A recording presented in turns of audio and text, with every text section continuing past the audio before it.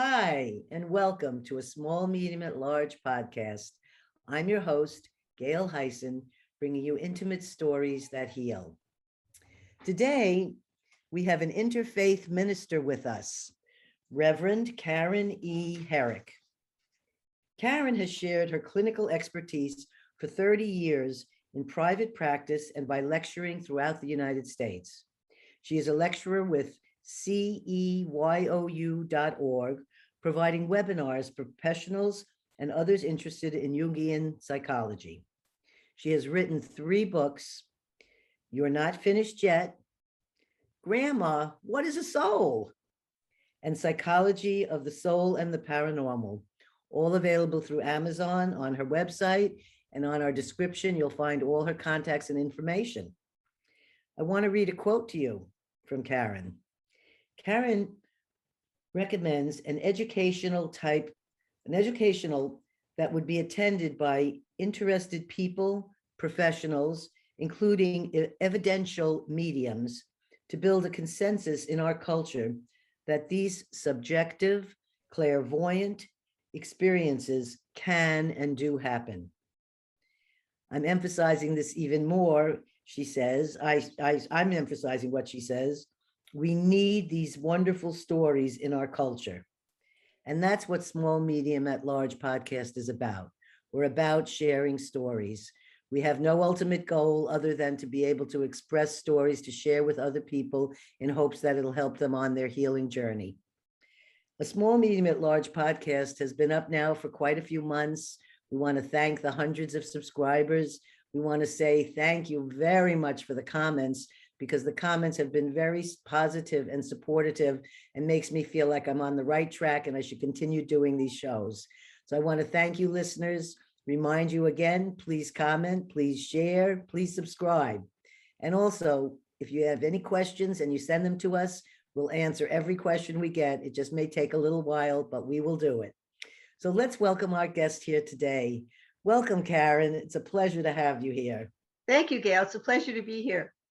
I have a list of some different questions and things that I have that I wanted to go over, and there's a lot to cover here. So we'll do the best that we can. If we can't cover it all, then maybe we can have you back at another time. All right, that'd be great.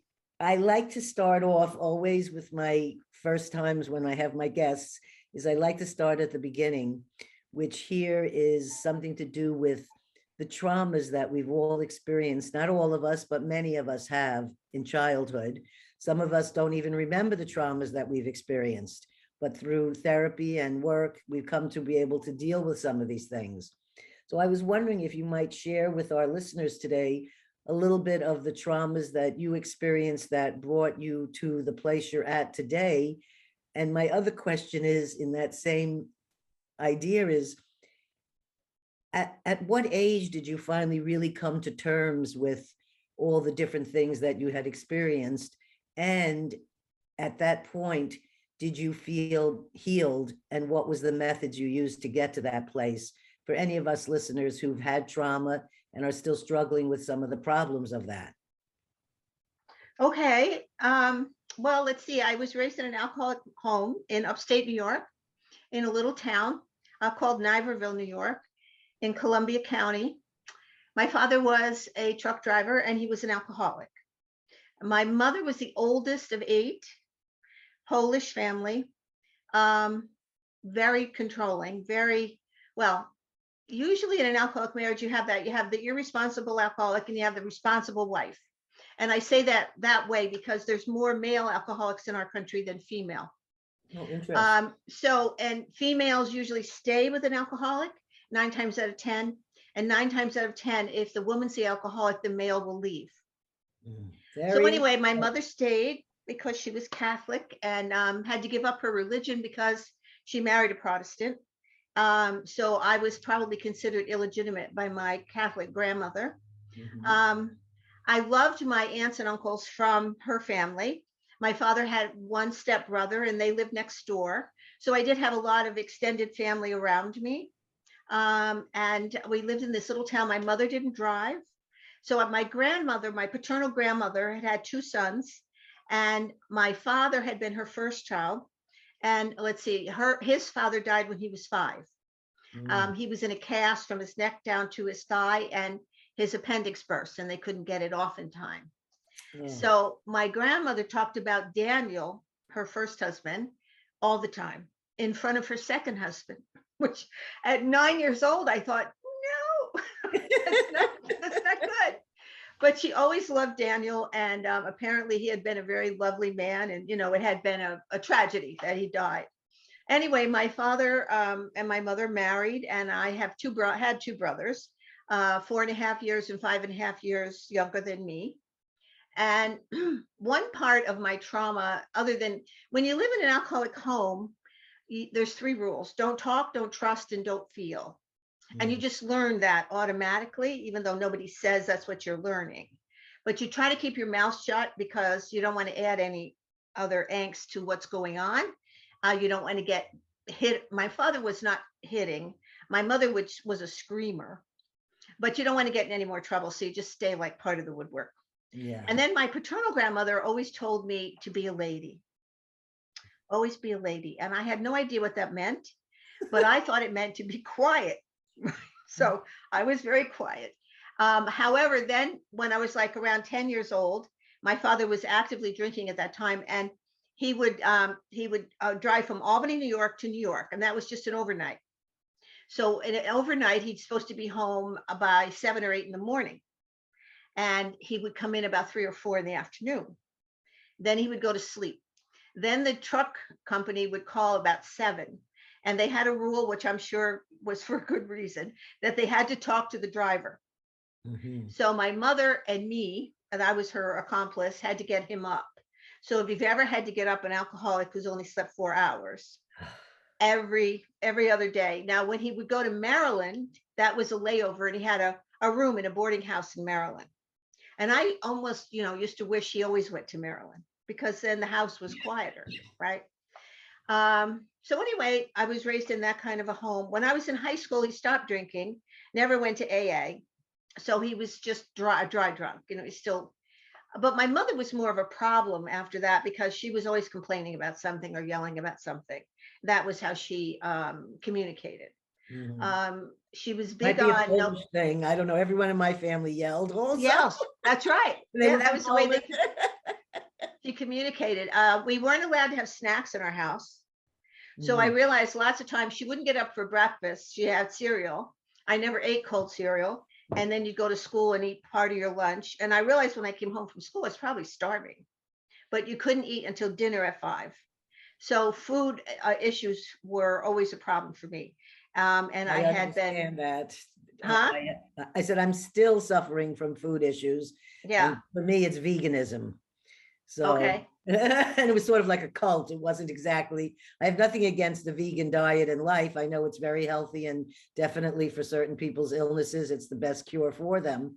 But because I was, beaten over ice cream and withheld food, and I was hungry all the time. Yeah. So to this day, I don't ever care to be a vegan again. Right. But I have to say, food issues, I'm 66 and I'm still dealing with food issues from that. These traumas, we think we've healed from everything. But there are times they rear their heads back up. Oh yeah. You have to know what to do to take care of that. Yeah.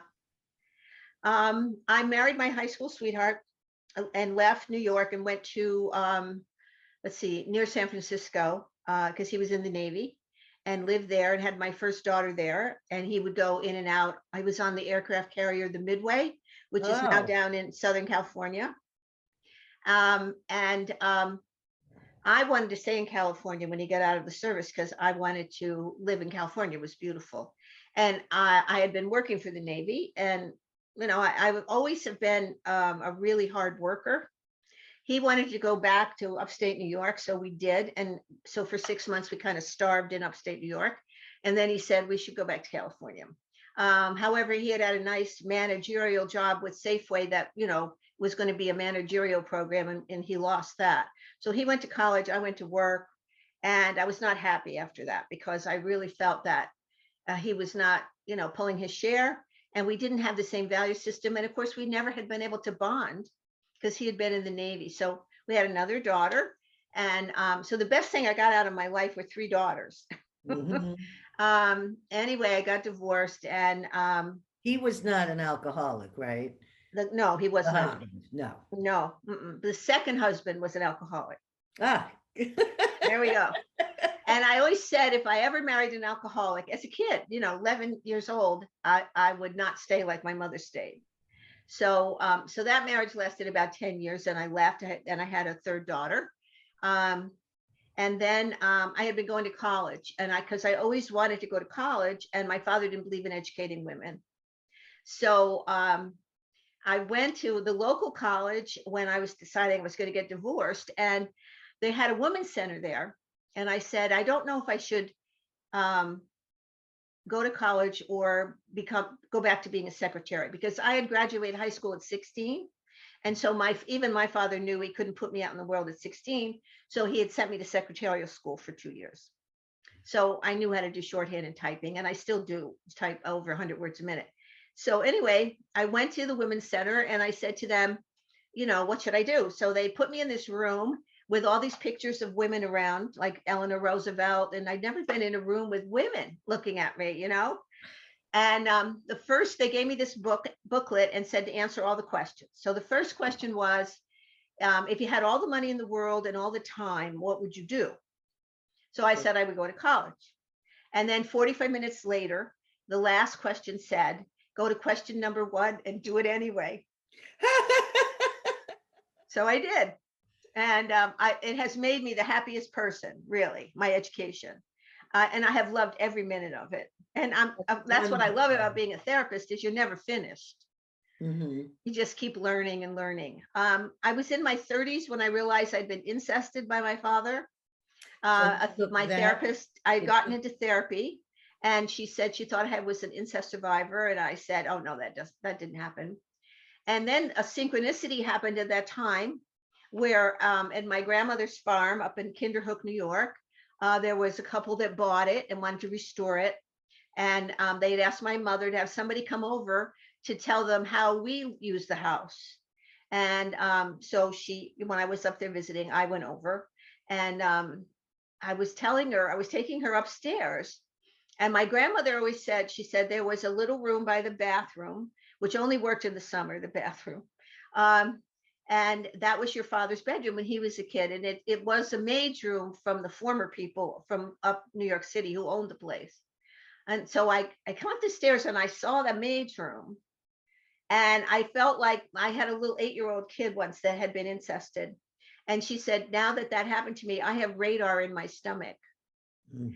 And I felt this radar on that doorway. And I got to the doorway, and I said, this used to be the maid's room. And I just couldn't go in there. So I thought, wow. And the therapist had just said a week before, I think you've been incested. I thought, why can't I go in that room? So anyway, then I went around. This is the room that I slept in 8th grade, and blah, blah, blah, blah, blah, and all that with the house. And then driving back, I thought maybe I had been incested.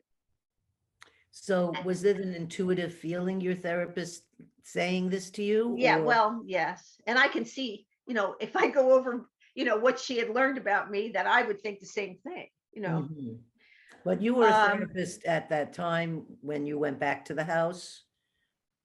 I'm sorry? When you went back to your father's house, were you a therapist then?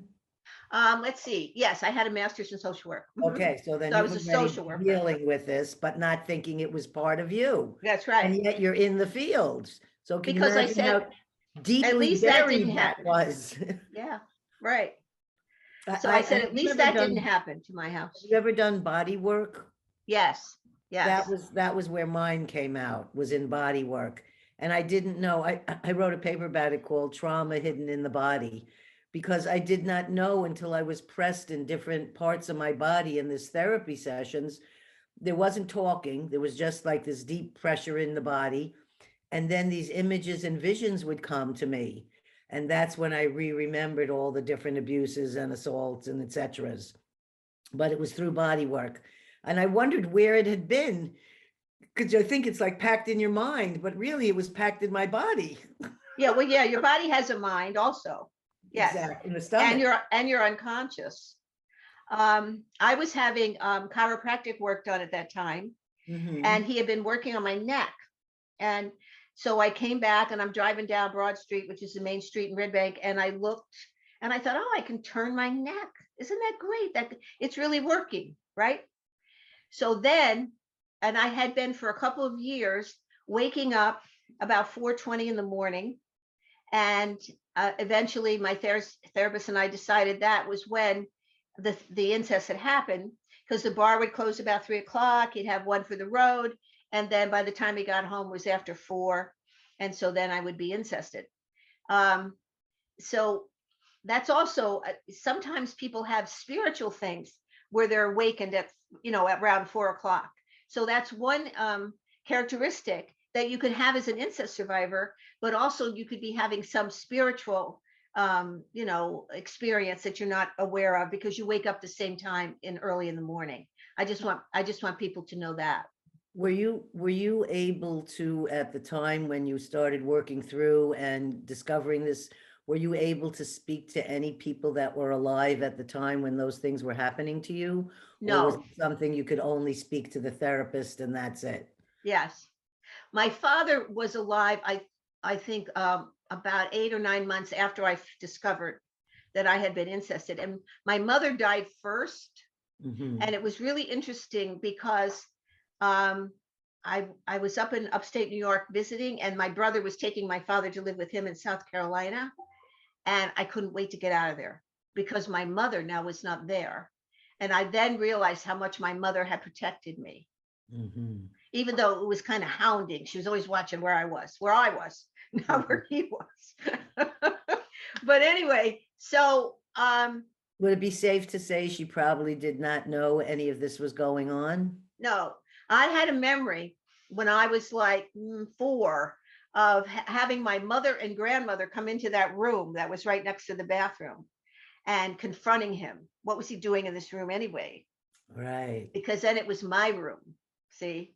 And he lied and he said, this had never happened before. And I remember thinking, oh no, it happened before, right? So I knew she knew. Well, later on, after everything is, brought out into the open, at least my openness. Right. And I always had worked with clients that were sexually abused. They just came because you work with an alcoholic family. And that's what happens when people are drunk and don't know what room they're in, or which body's laying there.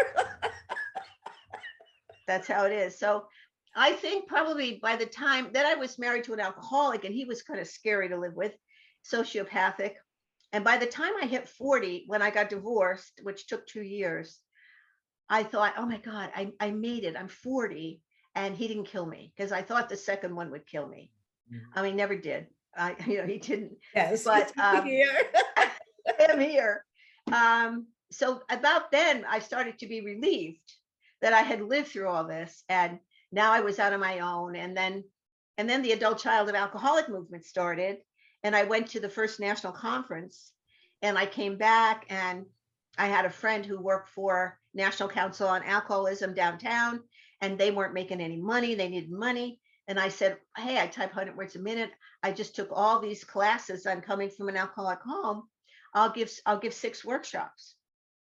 And so we planned that brochure, and I said, this movement's going to go. It's really going to go big.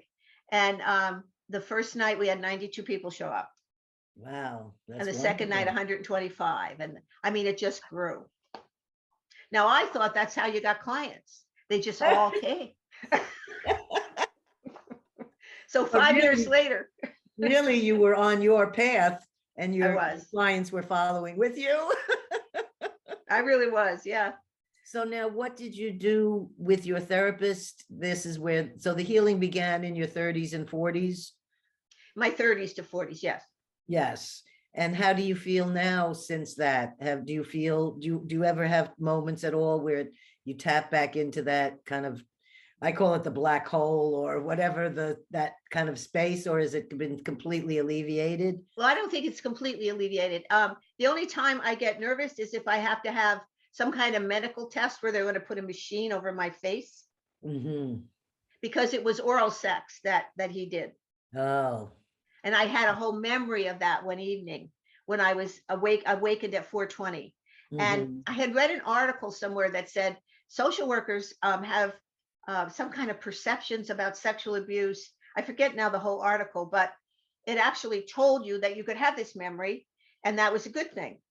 And so I looked toward the door. I was in the house all alone at that time, and there was this frame of a man there, and I was scared to death at 4:20 in the morning. And I had a therapist part of me and the part that was scared to death. And the therapist part said, "It's 4:20 in the morning. You're all right. What's the matter?" And then I saw this shadow, and I said, "Who are you? What do you want?" And then I realized, hey, this is the memory, right? So so I told him to go away and get out of here. And he came closer and closer. And then I realized I was on my stomach, and I went this way. And that's why my neck was frozen all those years, because the body remembers. Yes. And that was probably the position he put your face in. He did. When he was doing this to you. Yes. You know, it's a brave thing for people like you and I to share these stories, because some people can't even verbalize the things, even though these have happened to them. And because when we look upon what they've done, these things, it's atrocious behavior. We have to also go to the place of forgiveness and understanding that those individuals were mentally not correct. And that I'm not saying that we should welcome them to the dinner table, but I'm saying that we should forgive what they've done, because they were born into whatever particular mental connections in the brain think it's okay to abuse other people for some reason. Right, and right. But you have to remember it first before that process can even, you can even think about it. Yes. So I don't want to dwell too much more on this. I just want to kind of tie it up and then go to all these other fun, exciting questions I have. But I have one last one in this area, which I was reading. I loved your interview I watched, and I was reading whatever I could that I had here.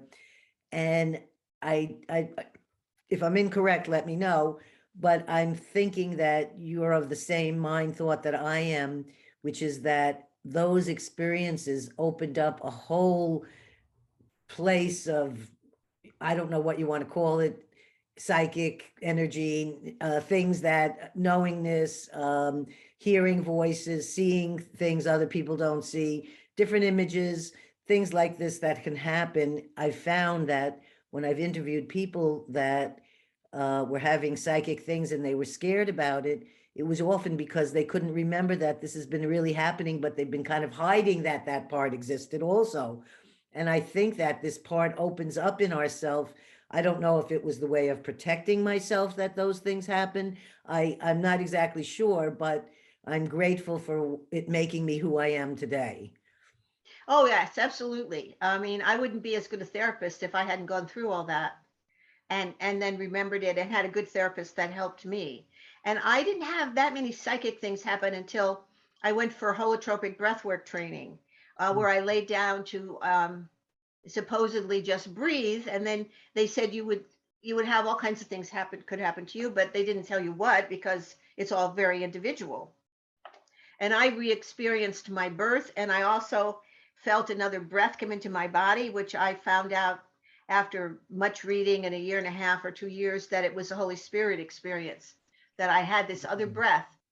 And I was laying on a blanket, and I pulled up my legs in the birthing position, and I felt this breath go through my vagina and out my mouth. And I had the thought, well, I'm a channel. I am just a channel. And then whose breath is that? But I've been told, don't think, just breathe. So I just breathed and did what I was told, because I'll do anything for education, you know. And anyway, and then after that, I experienced my birth, which I didn't know what that was. I was just pushing and pushing, and the leaders kept holding on my wrists and saying, push, push. I thought, what am I doing? And then I had this thought, where is my mother? And I thought, why would you think that? Well, because I was being born, right? And it feels like you're doing it all by yourself. Is this and so after that, then I had to go and draw a mandala, which is a Jungian picture in a circle. And then it was a picture of nature, a flower and the sun and the grass, you know. And I thought, well, that's interesting, but I had no idea why I drew it. And then you would go to lunch because they wanted to ground you. Now, I thought this whole thing had taken 20 minutes, but actually it had taken 4 hours. Yeah, there's no time in that place. No time. It's in the timeless. now, you know. And so that was the biggest experience. And then after that, before I even had all that figured out, clients started coming to me. And one client on the way out said, you know, I leave my body at night and I'm afraid sometimes I can't get back in. And I'm thinking, well, they didn't teach you this in social work school. So I just said, how do you usually get back in? And he said, well, I think about it and I'm back in. And that's how you get back in to your body. But then I started reading Robert Monroe and about the Monroe Institute, where you could actually be taught to leave your body. And so then I helped him with that. But then people started coming and I realized they weren't lying to me, because I had just had this Holy Spirit experience in my birth. So they were bringing me all their stuff, you know?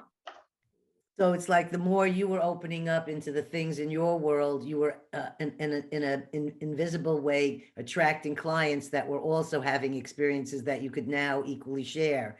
So it was almost like intuitive work, both at the same time, for yourself and for your clients, which I have to say, I think that makes the best therapist that you can go to, because book learned therapists, to me, don't have the grasp and understanding in the gut of what the client is really going for and what they really went through. How can you? It's not their fault. I mean, no. So that brings me up to a question here that I thought was very interesting. I have two questions here, which I got from you, which is, when does the spirit body come to the physical body? Like, is that when we're born, is that all just one and we just come out as a whole spirit, or how does that happen? Okay, so then I got interested in spiritual experiences, right? Yeah. So then I got my doctorate in William James, Carl Jung, and a little smattering of Maslow. So so everybody has, I mean, 40 to 50% of the population have these weird spiritual things happen to them. And what I discovered was that in utero, when you are conceived, an atom is placed in utero. And that is the basis of the spiritual body. And then the physical body grows around that atom, which contains protons, neurons, all these things. And so that your spiritual body then is an exact replica, although more astral fluid, as your physical body. So you have this little miniature of you inside of you that continues to grow as you grow physically.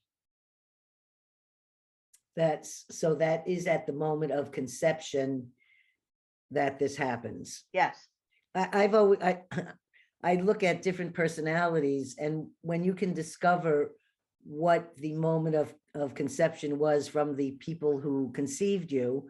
Like, I was a child that was conceived, I was a love child. So I was conceived with two people who were having an affair and were deeply in love with each other. And my personality is so different from family who've been born because it was either a forced marriage, because there was an early pregnancy. These children don't have that same, there's some sort of a zip that they don't seem to have in that. And I felt that it had to do with the moment of conception, whether you're conceived in love or you're conceived in trauma or you're conceived in, some people are doing it for ulterior motives or whatever the reasons were. Well, all of that determines who we are. Yes. And you look like a love child. Well, I was in the Woodstock movie, The 100th Minute, with flowers, and I knew it. And I was definitely the picture of a flower child, and my hair wasn't gray then, it was blonde. So I had this other, like you have answers that seem very clear and simple that I really want our listeners to know about, which is, this other one is, when and how do we usually meet our soul? Now we know where we've had it come in. How do we meet that? Well, you usually don't meet your soul till you die. Aye. But now we have a lot of people, right, who are having out-of-body experiences and near-death experiences. So they are meeting their soul and then coming back in. I experienced that, but I Okay. didn't think of it. I don't have any recollection that it was this. I was 21 years old, and I was giving birth to my first child. And I had never seen a doctor the whole 9 months of my pregnancy, because that's how my father had raised me, and I was still under his spell. And so he was delivering this baby, and I was dying in the process because I'd labored for 36 hours. And really there was no head, like he kept saying with a flashlight, I see a head there, and there was no head, you know. So I'd been pushing and pushing. And so I was in something called toxemia and preeclampsia. Yeah. Which I guess are apparently quite dangerous. Yes. And my friend was there, and she had a midwife come, and the midwife looked at me and said, she needs to be rushed to the hospital. She's having a stroke. And I left my body. We had a little French car, a Renault, a little R10, and my father was following behind, and my husband was driving the little car. My girlfriend was in the back seat, and I watched the whole thing occurring. And I was above. I watched us driving all there. I'm watching them dribbling water in me, and I don't look good, but nothing can come out of my mouth. And I'm trying to say to them, oh, everything's fine. Everything's fine. Yes. But it's not coming out. Yeah. And they put me into, the ICU, and the doctor just kept saying, I'm in the woods. I'm in the woods. We got to get her out of the woods. And it was not at all. It was the most pleasant and lovely experience I was having. There was music and flowers and lights, all kinds of light. And I'm giving birth at the same time, but I'm in this doorway of this other place. And I'm thinking, like, everything's good, I mean, that's how it felt. Well, because you weren't in your physical body, you were in your spiritual body. That's what I'm learning from you right now. Yes. I had not thought that of out of body. I just thought it was sort of a separation, but I wasn't sure what was I was separating from the physical. Yes. But I wasn't sure who that other person was. That's right. Yeah. Nobody tells us, right? Nobody says when you die. Well, I understand if you go to an ashram, they tell you this, right? But we can't do that in the United States. So yes. So that's where the vagus nerve comes in. That's the channel in your body that you came up and you went out the top of your head, which is the usual way to do it. And you were just floundering around up there over your physical body that was going through all this trauma. And is it there? I'm not sure when I jumped back in. I don't know, how that exactly occurred. Okay. I just knew that I always felt safe, and that this child would be born and everything would be okay. Great. And that was all that I could feel at that time.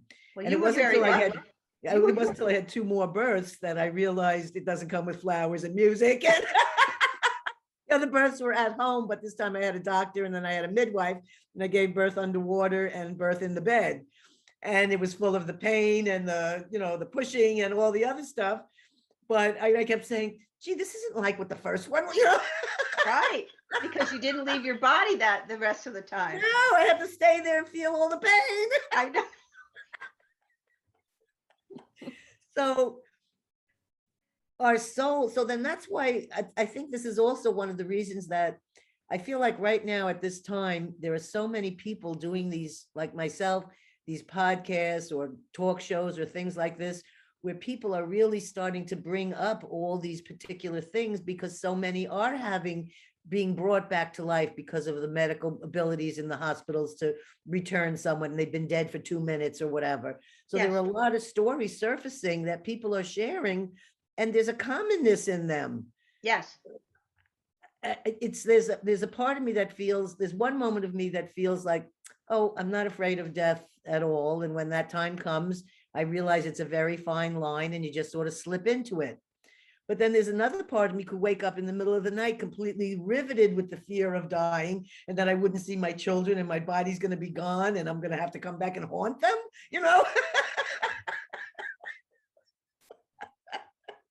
So I want to talk about, my third question had to do with the vagus nerve. Yes. Because first of all, the chart that you sent me, which we will post on our site so everyone can see. Okay. I found that very fascinating because of having my own experiences. You were making a graph of things that like I've had felt like have happened to me. Yes. And I want to know, what is this nerve? Because I think I've had experiences with this nerve.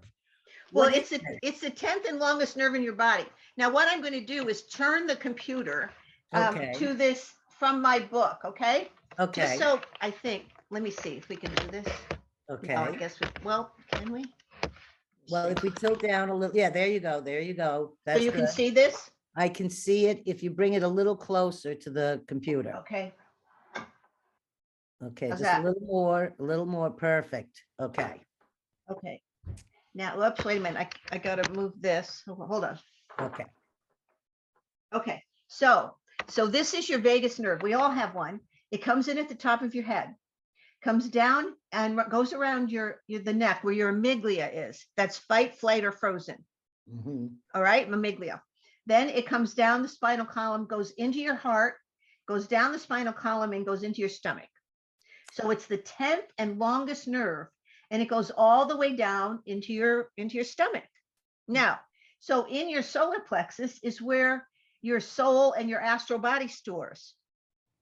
So when you decide to leave your body, which is an automatic thing that happens to us, and we have no control over it. Exactly. You go right back up that vagus nerve and out the top, and then the silver cord is there somehow and comes out. And the silver cord, you could be flying around there, but the silver cord is keeping you connected to your oxygen supply in your physical body. Got it. All right. Now, normally, if you look at a anatomy book, it says vagus right here by the neck. It doesn't show this whole thing.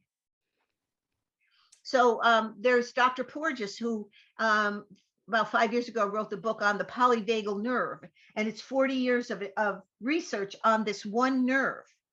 So don't read his first book, read the second book that he made a little simpler, right? But this nerve, I had a client once who was a doctor, and I'm starting to read about the vagus nerve, and I was reading Dr. Porges' book as best I could. And I went to, and as the doctor was leaving, he's a client. Now I'm not supposed to, pump clients, but I said something like, I'm studying about the vagus nerve.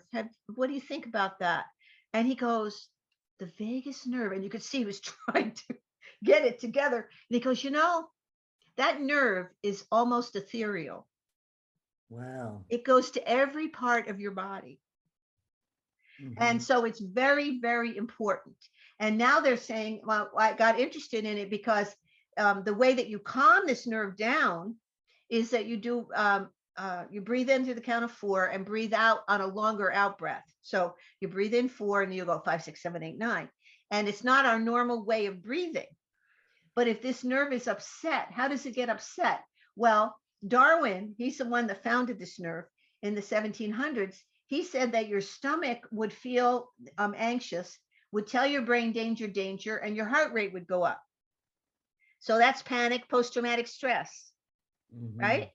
So you have to calm the stomach down. And how you do that is with that vagus breathing or yoga breathing, they call it.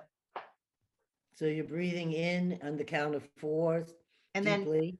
And then out. And then out. 5, 6, 7, 8, 9.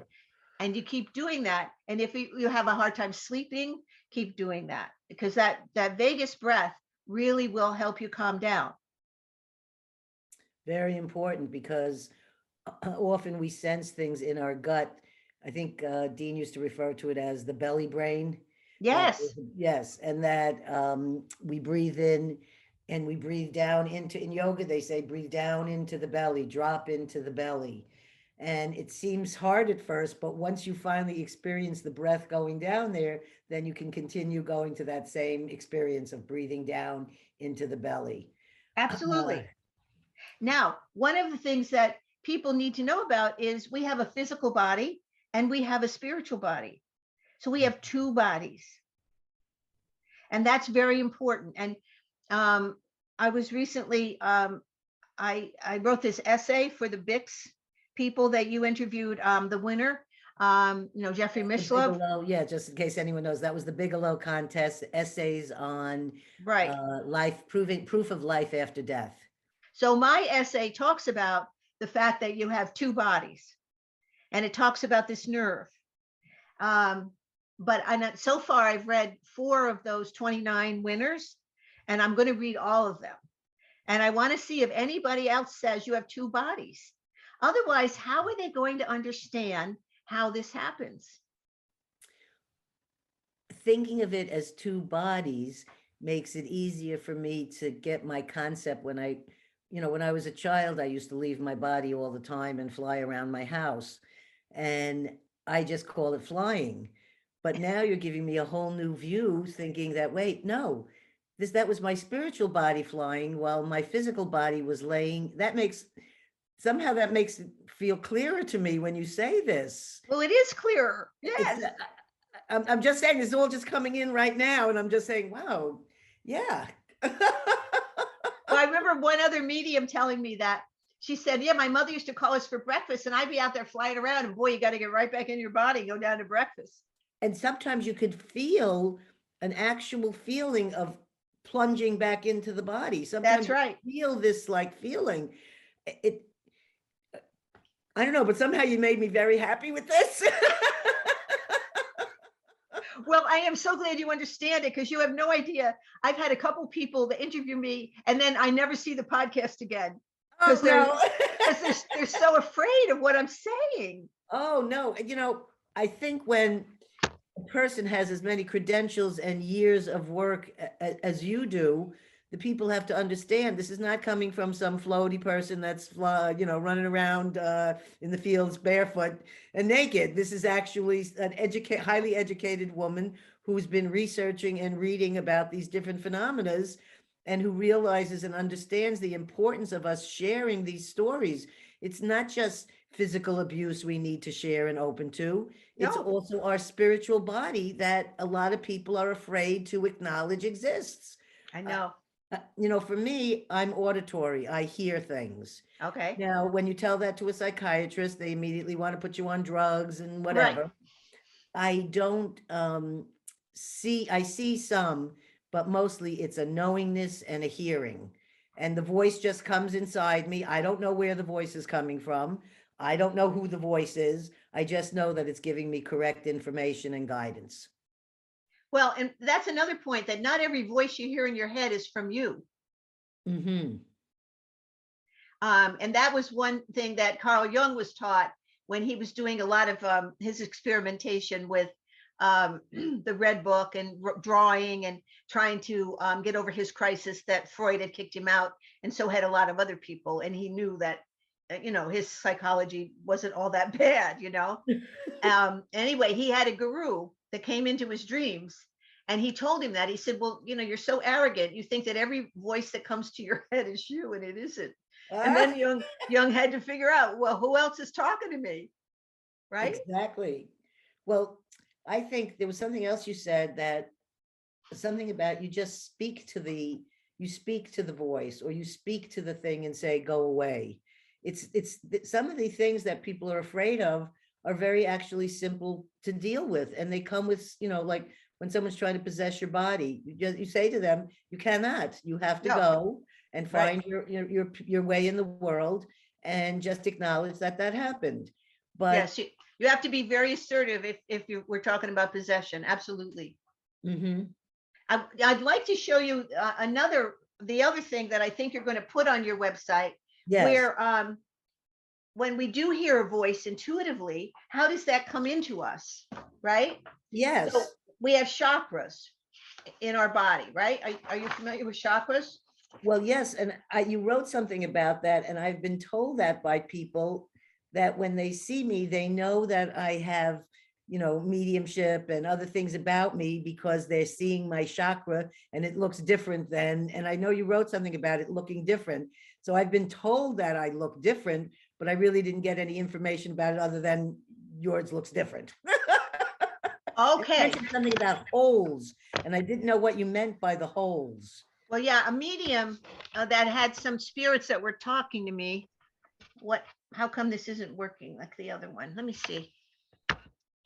I can see the top of the head. Okay, maybe this way. Oh yeah, that I can see it perfectly. Okay, good. So we have 7 basic chakras. We start at the base of the spine and we go up to the top of the head. Okay. Lift it up and they're gonna get to see this on your website. We're gonna put it on our show. When they right, when they hear us. Okay. So that the easiest way for spirits, now we have when you die, you become a spirit, meaning you are a person, but you have no body, no physical body, and you can't speak, but you can send thoughts. Oh. So we have lots of spirits, you know, people that loved us that are up there that are sending thoughts. We have a guardian angel up there. We have all these spiritual guides that supposedly pick us for life, right? Can you send thoughts back to them? Are they hearing our absolutely thoughts? You can send thoughts back to them. Yeah. So, I mean, I've been doing that. I just didn't know that there was I didn't know that. Yeah. Right.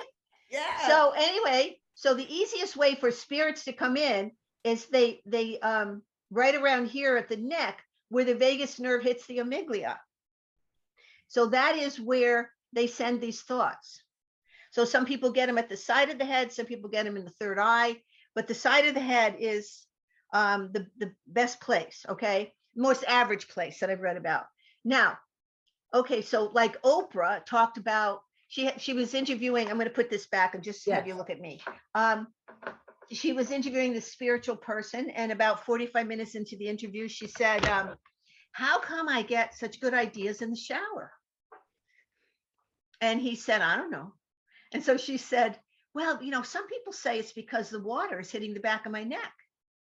Then I'm in my family room folding laundry and I'm saying, yeah, it's hitting your vagus nerve and your amygdala. You know, nobody's listening to me. And then Rachel Maddow, who's a political columnist, one of my friends texted me, Rachel Maddow just said she gets great ideas in the shower and she doesn't know why. But that is why we get good ideas in the shower. And we also get good ideas when we're in the car driving, because we're in sitting meditation. And in the shower, we're in standing meditation. Right? Yeah, I mean, that's where I get my good ideas. So I'm just agreeing wholeheartedly here. Yes, right. And so that's where they send them, right here. So you get, so sometimes when I think to myself, that's not my thought, right? Then I wait to see if I get it 3 times. And usually it's more than 3 times, you know, like I'm hounded. Okay, all right. I'll call the person, I'll do it. And, you know, it just works if I follow those intuitive thoughts. And then synchronicity comes in, which is, you know, 2 things that happen to you simultaneously and creates an aha moment. And that's what Jung said. He said the unconscious had an intelligence, and part of that intelligence was synchronicity, that you would be taught something that was very important and you needed to pay attention. I think what you're talking about, I am not an educated person, just so you know. And sometimes I have a hard time, you know, pronouncing a particular word, but what you're saying, we did an experiment at the Institute of Noetic Sciences, and I was a subject for Dean Radin in this experiment. And, you know, I don't know, probably thousands of people have done this by now, I don't know. But it has to do with that thing you're saying in the back of the neck, the amygdala. And I think that was what they were referring to, is that was the same place where in the caveman days, they would sense a saber-toothed tiger was coming, and the message would come to them through that part of the brain. And that's how they would know that they better leave now because the tiger is coming. That's fight or flight. The amygdala is fight or flight.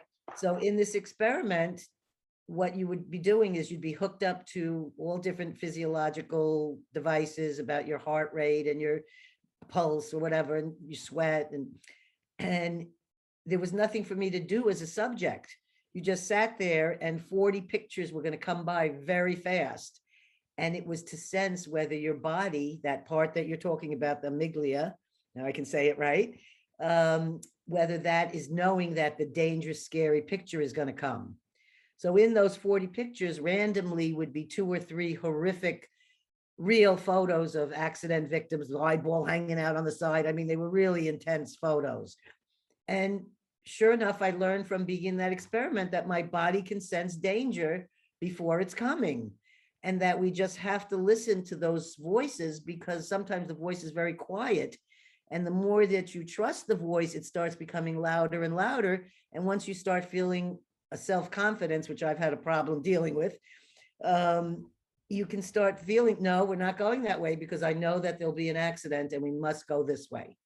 These are the things that I feel are, when you start really getting comfortable with understanding those messages, you can then say, no, I know that if I have this feeling, I have to trust my feeling. Yeah, you're intuitive. So don't say you're not educated. You're educated in another way. Yeah. Oh, yeah, definitely. I'm not an idiot. No, just that I didn't go through high school and then I received an honorary PhD and I was like, how do I deserve this? But because you have gifts. Life experience. That's been my best teacher. And it's the right one for me. And education was the right one for you. And we're both using those tools out in the world now to help others if we can. And we both have intuition. Yes. Which everybody has, right? Yes. They call it female intuition. Well, okay, so women might listen to it more, but everybody has it. Everyone has it. And I think the reason that women have it maybe a little stronger or more loud or more intense is because they're the bearers of life. Yes. Life comes through them. And so I think there's right there an immediate, that's the one difference over the male, composition. Well, I'm so glad you're interested in this, because what I'm saying is that we have to have more clairvoyant people, which would be you, to do some research in this area, to help study it, rather than these scientists that say nothing happens.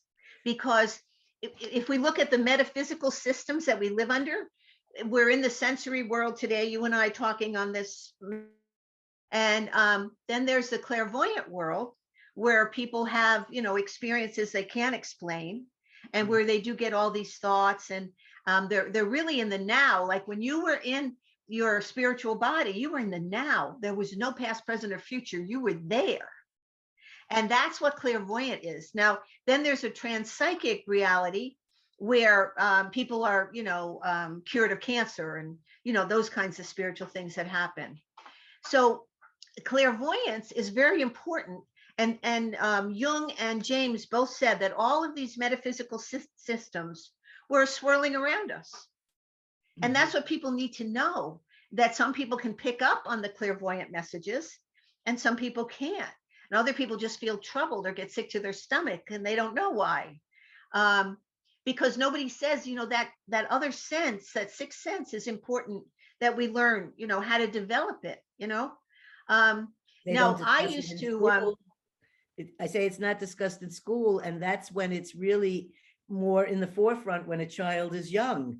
And there's, that would be the time to say, yes, those things are correct. Yes, keep following your feelings.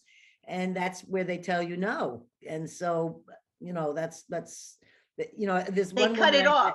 Yeah, I think it was Ellie Molina discussing about bringing these things into the school systems and teaching children, whether it's the meditating or the, what do you think the color is, or whichever it is, the exercises.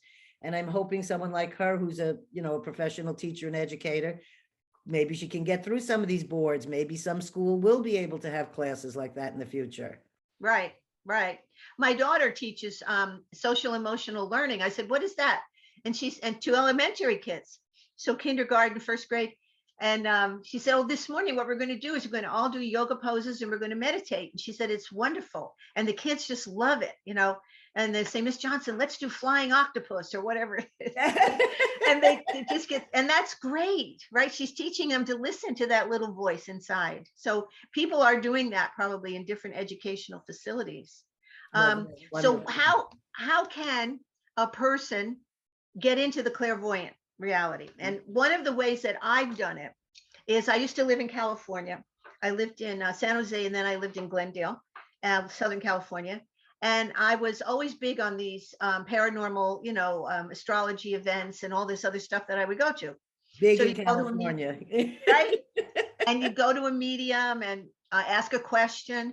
So that's one way you can do it, because you make an appointment from the sensory world with a medium. Usually have a question about your life or questions. You write them down. They even tell you write them down. You go to talk to the medium and you sit there, and you're not realizing, of course, that she or he is getting it from the clairvoyant world. right? I So, try to explain that. It's hard to explain. well, no, but just to know that they're getting it from another place because they have this gift. But you're in the sensory world, but you're there, and it's so much fun because you're in the now. You're right there, and then the energy is phenomenal usually, you know. And if it's not, then don't go back to that person. But and I so one time, you know, a few years ago, I'm driving back and I go to this one psychic maybe once every 3 years, and I'm driving back and I'm thinking, Karen, why are you so happy? You don't know that anything that she's told you will come true. And then I thought, no, things she's told me have come true, right? So possibilities is what we get, right? But you don't know that you're going to be this happy. No, but you know what? I don't drink, I don't smoke. This is what I do. I go to psychics. But I realized in reading Lawrence LaShawn, that he said this is where an average person would go and be part of the clairvoyant world. So they either have the I Ching, they have tarot cards, they have astrology, they have numerology, they have those types of things being taught to them, and they are in a sensory and the clairvoyant world at the same time. I love this. You're putting just intellectual words to things that I experienced that I would never be able to voice like this. Yeah. I love hearing you say all these things, and I truly understand what you're talking about. And it's Well, wonderful. when I saw you interview Jeffrey, I thought I've got to get you to interview me because she's going to get what I'm saying. In fact, even though we're on our show right now, at the end, I when I send my gift, I'm putting a check in because I want all 3 books that you've written, which I have to say, I'm just going to interrupt for 1 second, but I love the descriptions that you have for each book that you've written. Okay, thank you. And I just want to read those one little lines and then we'll go on. But okay, I think, I mean, just the idea that you wrote a book called You're Not Finished Yet.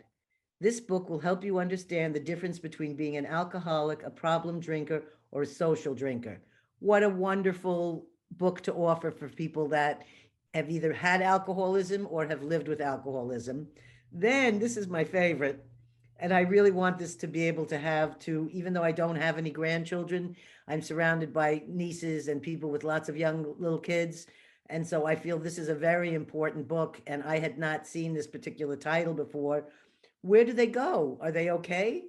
This book is for children and adult children who want to understand about death and what it looks like on the other side. But the title of that book is Grandma, What is the Soul? Oh, Grandma, What is the Soul? Sorry. Yeah. And then where do they go? Yes, that is, I'm just saying, I think that should be in every family's library to be able to handle those. You know, that's not an easy question to deal with a young child. No, and when their grandpa is dying or someone else is dying and they're there and they see all the sadness. You know, sometimes parents don't really know how to deal with the own sadness for themselves, let alone be able to help their child at that time. Right. So I want to say I highly recommend and looking forward to reading that. And then your last one on the psychology of the soul and the paranormal. That's the one I'm sure I'm going to get some very good pieces of what do they call those little jewels out of. Because this book explains that your soul is your real self, a part of you that will never end and can continue to assist you throughout your entire life and on through eternity. I can't tell you how much I love that description, because that's how it feels like for me. Right. And I have those experiences. I don't do readings. I don't have a psychic shingle I hang out. The only thing that I do is when people come to me, I'm happy to, you know, either email with them about what I might just all of a sudden feel about something they've said. Yes. Or they come to my home and I put on all my Mongolian shamanic clothing, and then I'm protected, which I hadn't been in my past. I'm protected for my soul to do that work, which I always explain to them when they come. And now I feel backed by your information that anything that comes out of my mouth during our time of doing this blessing, I don't even have a word for it. I call it a blessing or a healing, whatever you want, because I have no idea what is going to happen during that. I don't. I'd say to them, maybe nothing will happen. Maybe you'll leave here and say, hey, what's with her? Or maybe you'll say, oh my God, I feel. And so far to date, everyone has left with that feeling, like you're saying, of a joyousness, And it's usually where we contact with someone who has passed Yes. because they don't feel finished, like they didn't get to say goodbye or something like that. And the best thing that I tell them is that I step out of the way and then everything else comes forth. And my shaman clothing keeps me protected and gives me the tools to be able to navigate in the spirit world and then in this world at the same time with them. And not tons of information comes out, but information that hits them in their heart. Yes. So that you don't need a lot. It's like a few different things that happen. All of a sudden, I feel that person inside me and I start acting like them. And it's only a small thing. It could be the motion of your head. It could be just saying certain word and they say, oh my God, that's just how they were like. And it's very gratifying for me to have been able to assist in some way, but knowing that it has nothing to do with me. So that's what I try to get them. I'm just like the vessel. You're a channel. Yes, like a YouTube channel. And you have bigger chakras than the rest of us. Uh-huh. So you have more energy that comes into you. You are like the battery that the spirits can come through. I really feel like that. And that's right. This other question. I know I'm supposed to be interviewing you, but I have to ask questions about my own life with you. That's all right. That's all right. So when we talk about the silver cord and we talk about the vagus nerve, both of those feel somewhat, I've had these experiences that I didn't know that started in my 20s and I've had them into my 60s. And I've come to think that it's what's called kundalini. Yes, okay. And that's when I've had visuals. When I told you I mostly hear, but when this experience happens for me, I have everything is working. I'm hearing, I'm seeing, I'm feeling. My body, though, is going crazy. I mean, when you look at it from another, like I've had friends who've, coincidentally been with me when one of those have happened, and I don't know when they'll happen. They happen spontaneously. I can't control it. The last one I had was in Kansas at a conference in Kansas, and it was where we were doing a lot of gong baths and, spiritual sounds, a lot of sound.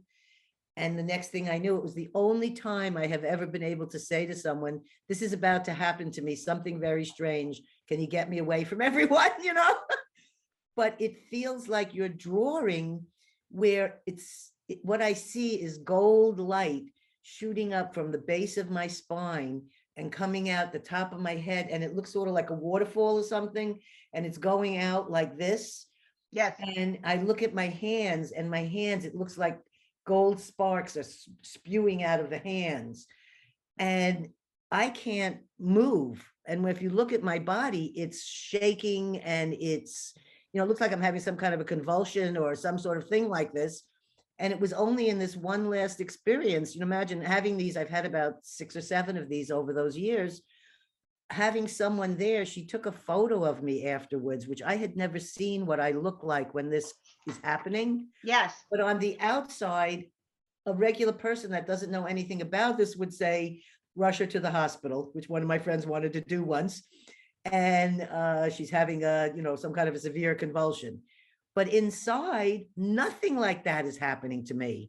I'm having the most amazing, magnificent connection to something that feels more powerful than a name. And I'm not able to express it then because I can't speak either during this. It's very hard to verbalize. And the only words that come out in other languages. They don't come out in English. Okay. So is that my nerve thing? Is like what's going on in that chart you had when something like that is happening, and that whole tube or something inside me is all, coming through with all this golden light. Okay, so you're having vibrations, right? Mm-hmm. Your whole body is vibrating. Yes. So I had this thing here on ions, which is in my book also, but I'll just read it to you because we're running out of time. Oh gosh, I wasn't even looking. Okay. Electricity is a basic feature of matter that makes up everything in the universe. All chemical activity in your body is initiated and regulated by your ion channels. An ion is an atom or a group of atoms that has an electrical charge, which is either positive or negative, depending upon how many protons or electrons it contains. The solutions inside our cells that keep these ions going are high in potassium and low in sodium. Okay, so Carl Jung was present at an investigation of a medium. An electrical engineer measured the degree of ionization of the atmosphere in the immediate vicinity of the medium. At one point on the right side of her thorax, the ionization was about 10 times the normal of everybody else in the room. Okay? And he stated the ion situation needs to be studied further and is a task for the future. If such things can occur, then it is also conceivable that persons in the vicinity of the medium might act as a source of ions. So they can also draw from the other people. That's what a seance was, right? Yes. In other words, nourishment might be affected by the passage of living molecules from one body to another. But what is happening is that you are vibrating. This nerve is vibrating. And so if I had pieces of plastic that I could put over this, I would put the chakras over this. And I would put your electric body that they talk about in chiropractic terms. They say that that's what they work on, is the electricity in your body. So you have the chakras, you have all of these spiritual centers, and you are vibrating to your vibrational level, which is much higher than somebody else's because your chakras are bigger. And you have chakras at the end of every finger. So, and you are going up, and you're going up the vagus nerve out the top of your head, the crown chakra, and you are just alive. Now, this is what happens to near-death people. I was reading that this lady who does the chiropractic energy, and she said right around the ears is where the body turns, and as the body, and this is, you can't control this either, but the people that have left their bodies, maybe some of them might know about this. The body, the ears kind of turn, and then the soul body just decides it's leaving at this moment when everything is vibrating. And the soul body comes up as atoms, molecules, protons, chemicals. So your physical body stays here on Earth. All this other stuff that makes up your astral body, which is the characteristics of the astral plane, leaves. Wow. And then you fly out there. The vagus nerve is attached to the silver cord, and you go around, and that cord is so elastic for people who have seen it. A lot of near-death people have not seen it. So then some near-death people say, oh, that, that's fluid. Well, it's not fluid. The silver cord's in the Bible. And what it says in the Bible is that if it's cut, you die.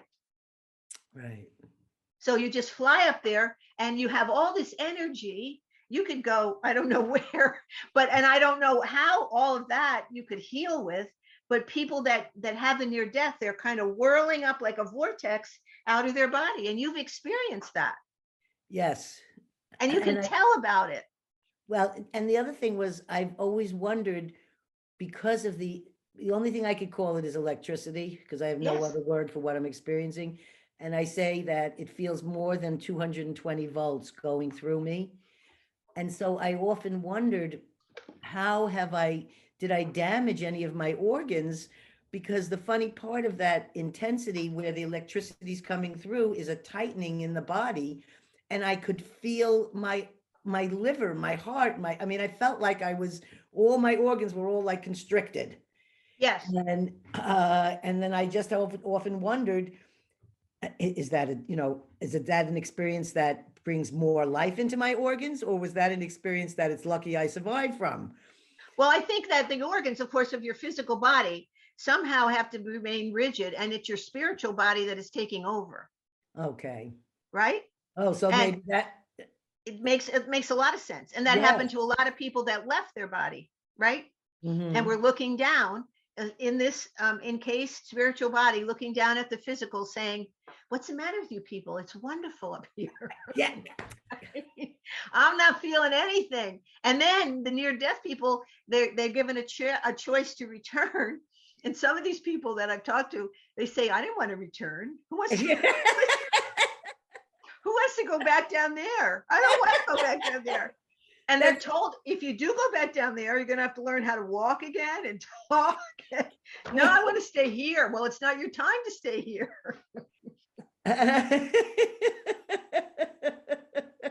So anytime you want to talk about this, I am here, because it is wonderful that I can talk to somebody who's clairvoyant and has done all this stuff that I've read about for, they've been talking about this for 200 years. Well, I would love to have you on my show again. That's number one. Number two, I'm really looking forward to your books. Okay. And number three, I feel like I didn't find you, you found me, and I'm really grateful. So I just want to say, I feel like this is like the Casablanca or something. This is the beginning of a new friendship.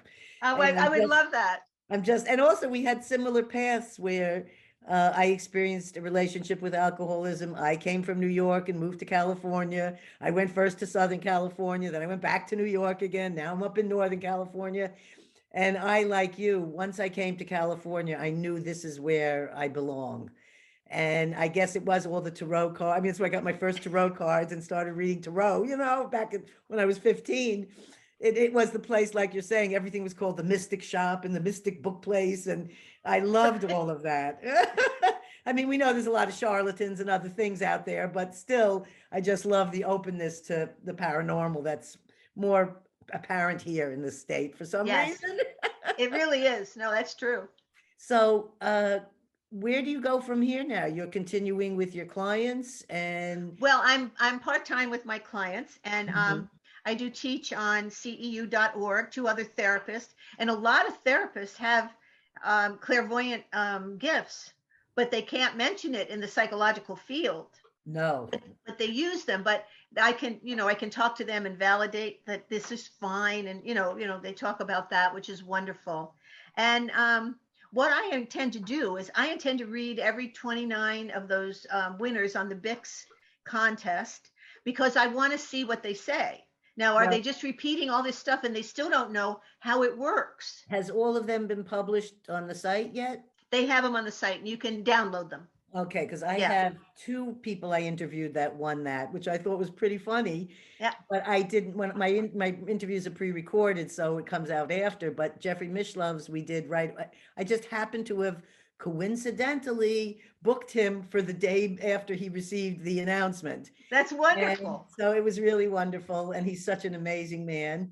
But the other one is a show of mine that just came out recently called it's a Nick Cook. It's a podcast with Nick Cook, and he entered his paper, which I have right here also to read.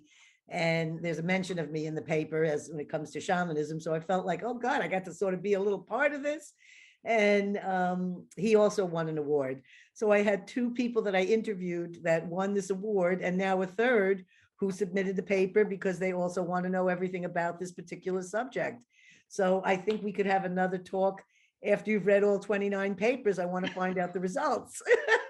That would be great. That would be great. I would really like that. And Jeffrey's paper was wonderful. He deserved $500,000. It's a lifetime achievement award for him. Yes. And he is, I could not have been happier. Yeah. And I loved when he shared the story that he always knew from the minute on he was going to win. That's great. But that was a good intuition. Yeah, it was good intuition. Yeah. Well, it's been lovely. Thank you so much. Thank you for coming on our show. I'm going to just have a little quick closing here, but don't leave. Okay. And I want to tell our viewers it's been just an absolute pleasure to have Karen here today. We'll have all her information on our description. We'll be putting up a photo of her chart so you can see the vagus nerve. And we'll also put up her sites and her books so you can find out where to get any of these things. So remember, people, like, share, comment, subscribe, and also have a wonderful day. And remember, share your stories because stories can heal. Thanks and have a great week. We'll see you in 2 weeks. Bye.